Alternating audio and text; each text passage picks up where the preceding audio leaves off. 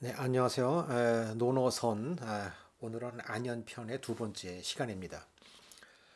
오늘도 이제 두 문장 정도만 하도록 하겠습니다. 그 극자성이 극자성은 요 밑에 써져 있는 것처럼 극자성은 위나라 대부입니다. 위나라의 대부. 극자성이 이제 말하기를 군자 질이의 질은 문과 질 얘기할 때 그 바탕이란 뜻이죠. 바탕. 군자는 바탕만 좋으면 된. 이의라고 하는 것은 뭐뭐 할 뿐이다라는 얘기거든요. 그런 그 허사인데 이의가 그러니까 군자 질이의 하면은 군자가 바탕만 좋으면 된다는 얘기죠. 본 바탕만 좋으면 되지. 바탕만 좋으면 되지. 좋은 바탕만 갖고 있으면 되지. 하이문이요. 하이문이라고 하는 말은 주에 있듯이 원래 문장은 이문하위입니다. 이문하위. 문을 가지고서 무엇을 합니까? 이런 말이죠. 그 문을 가지고서 무엇을 합니까?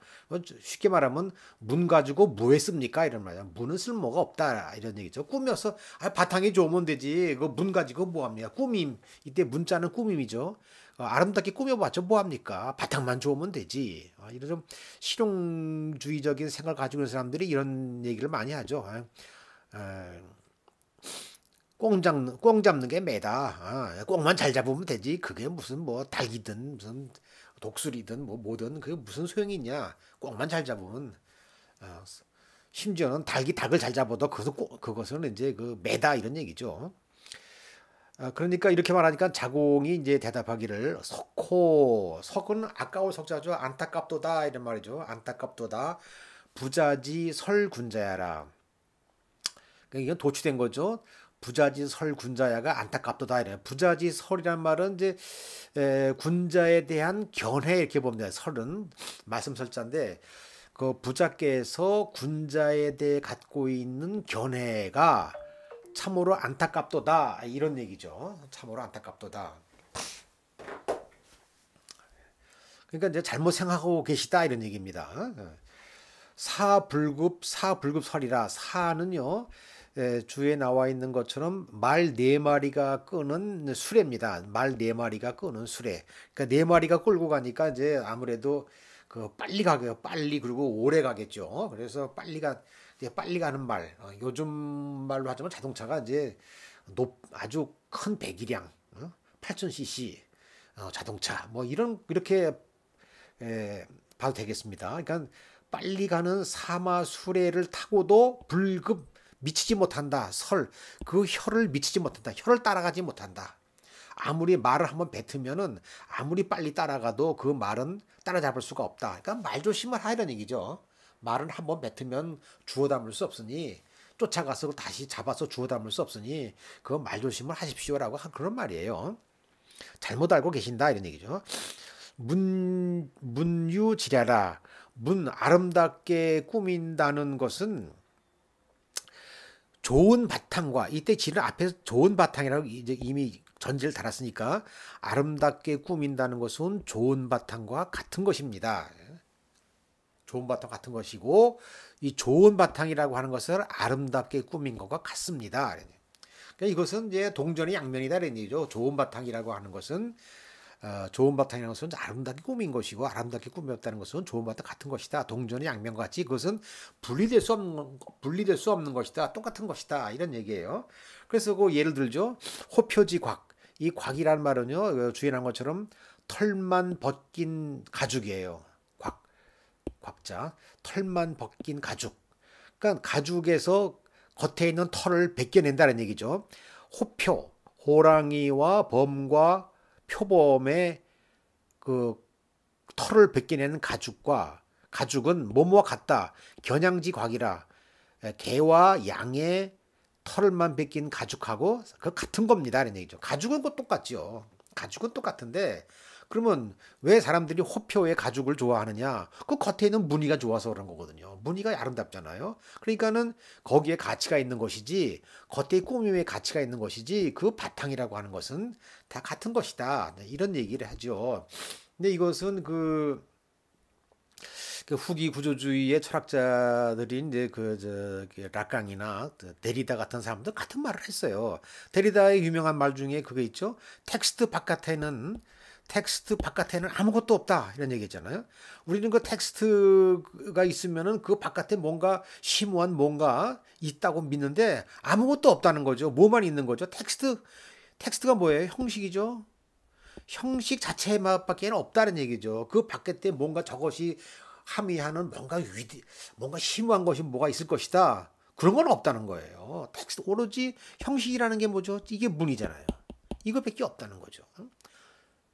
그다음에 락강도 그런 말을 했죠. 락강 똑같은 말을 했어요.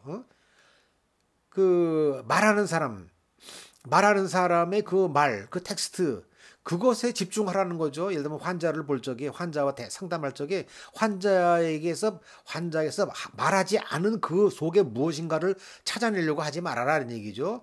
항상 그 환자가 말한 것, 그 텍스트만 갖고 생각을 하는 것이죠. 그 뒤에는 아무것도 없다. 오로지 뱉은 말 그것이 중요하다는 것이죠. 뱉은 말이 뭡니까? 그게 문이잖아요. 문. 이것이 중요한 것이지 그 뒤에 뭔가 심오한 것이 있을 것이다.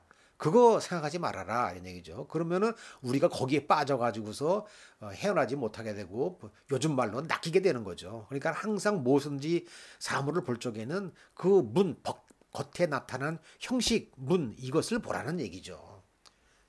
그 속에 다 있다는 거예요. 그러니까 그 얘기나 후기 구조주자들의 얘기나 자공의 얘기는 사실상 일맥상통한 얘기다라고 볼 수 있는 것입니다. 다시 한번 읽어보도록 할까요? 첫 번째 문장이요. 극자성이 군자는 좋은 바탕만 갖고 있으면 충분한데 꾸밈은 가져다 무엇에 씁니까? 라고 물으니 자공이 대답하였다. 안타깝도다 선생의 군자에 대한 견해는 사마수레를 타고 쫓아가도 혀는 따라잡지 못합니다. 꾸밈은 좋은 바탕과 같은 것이고 좋은 바탕은 꾸밈과 같은 것이요. 범과 표범의 털벗긴 가죽은 개와 양의 털벗긴 가죽이나 마찬가지라오. 이렇게 되겠습니다. 아유 죄송합니다. 사실 거꾸로 봐서 읽어가지고요. 오늘은 여기까지 하겠습니다. 다음 문장이요. 개강자가 문정어 공자왈. 자, 개강자는 앞에서도 나왔죠. 개강자가 정치의 도리를 공자에게 정치의 도리에 대해서 물어봤다는 얘기죠. 물어보셨다. 정치에 대해서 물어보셨다. 그러니까 뭐라고 물어봤냐면은 여살무도하여 여는 만일에 이런 말이죠. 접속사죠. 가정을 나타내는 접속사. 만일에 무도한 자를 죽여서 이 무도하란 말이란 도리란 찾아볼 수 없는 그런 아주 무도한 도리가 없는 그런 자를 죽여서 그런 자들을 전부 찾아 죽여서 그래가지고서 유도한 세상, 도가 있는 세상으로 나아가면 어떻습니까? 라고 물어본 거죠. 그러니까는 무도한 자들을 찾아서 전부 죽여가지고 그래가지고 그러면 무도한 자들을 다 죽여버리면은 자연히 유도한 세상만 남게 되잖아요, 그죠? 이 취자는 나아갈 취자입니다. 유도한 세상으로 나아가다, 즉 유도한 세상을 이룩하는 것은 여호와 어떻습니까? 나쁜 잡초를 다 뽑아내면 그러면 이제 알곡만 남지 않습니까? 뭐 그런 얘기죠. 그러니까 공자가 대답하여 말씀하시기를 자위정 부자께서는 이제 대부들에게 높이는 존칭입니다. 앞에도 나왔었는데요. 부자께서는 정치를 하시면서 정치를 하시는 정치가이시면서 어찌 이 영자는 어찌 연자입니다. 어찌 용살 죽인다는 살인을 도구로 씁니까? 어찌 정치를 하시는 분이 살인을 도구로 씁니까?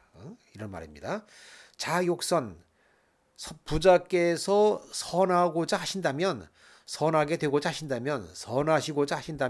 그러면 이 자는 여기 주에도 나와 있습니다만 즉자와 같습니다. 조건 접속사예요. 조건절 나타나는 접속사. 그러면 백성들은 저절로 착해집니다. 선해집니다. 그러니까는 부자께서 선하시면 백성도 선해지는 거다 이런 얘기죠. 백성도 선해진다. 본인이 선하면 백성 선해진다. 군자어 여기 좀 지워졌네요.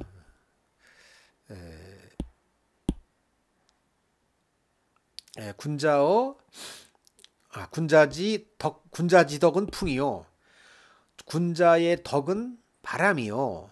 소인의 덕은 풀이라 이런 얘기죠. 이 구절은 굉장히 유명한 구절이죠. 많이 인용되는 구절입니다.